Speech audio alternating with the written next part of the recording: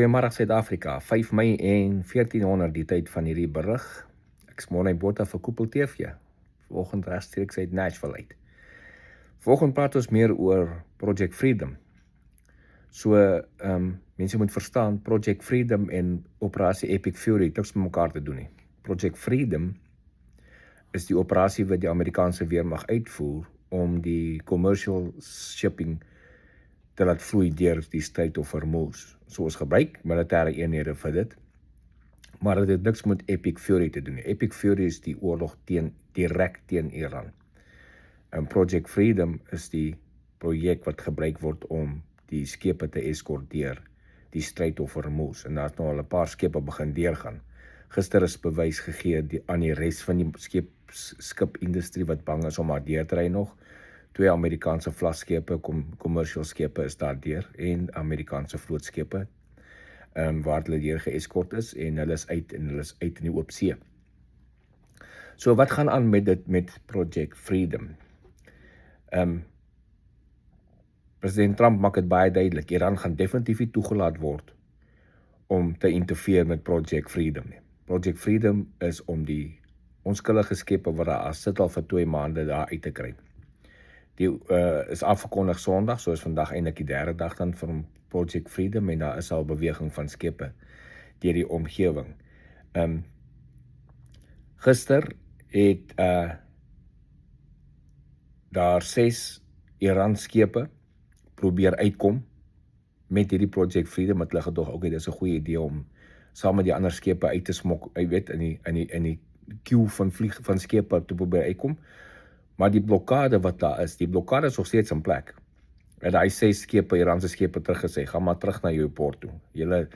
Die Project Freedom is vir al die commercial skepe, maar nie een Iran, al is dit 'n commercial skip, gaan in of uitgelaat word nie. Daai blokkade teen Iran vir Operation Epic Fury bly nog steeds in plek. So geen Iranse skepe is uitgelaat nie. Amerika gebruik destroyers, vliegtuie, drones en so aan om 'n koepel oor die Hormuz te sit om beskerming te gee. Hulle het op die oomblik omtrent 100 vliegtuie wat deelneem daaraan, waarvan fighter jets, attack vliegtuie en ook attack helikopters. Gister het die Apache attack helikopters en 'n paar Seahawks van die vloot, 6 fastboats van Iran gesink wat die skepe daar probeer arrest het. En dit gaan bly voortgaan. Enige klein fastboat van Iran, enige ou wat lyk of hy net offensief wil gaan deur die US military gesink word. Soos hulle gemaak het af die kus van Venezuela met al die drakbote. So sedert die ceasefire het Iran al 9 keer op kommersiële skepe geskiet. Hulle het al 10 keer op Amerikaanse vlootskepe geskiet. Die Amerikaanse vlootskepe wat hulle op geskiet het al 10 keer sedert die ceasefire, alles is afgeskiet. Hulle het nog niks getref nie. Daar is fake news wat ingaan, daar 2 Amerikaanse skepe is getref, een is gesink en ek weet nie wat se ander fake news alles nie. Dit is fake, nog nie een Amerikaanse skip is getref deur Iran, sedert die begin van die oorlog nie. Ek praat toe van die begin van 28 Februarie. Nog een Amerikaanse skip deur Iran getref nie. Alhoewel daar kommentators is wat dit claim. Nou, jy kan dit maar claim, dit beteken nie, dit gaan die feite verander nie. So, die blokkade gaan in plek bly.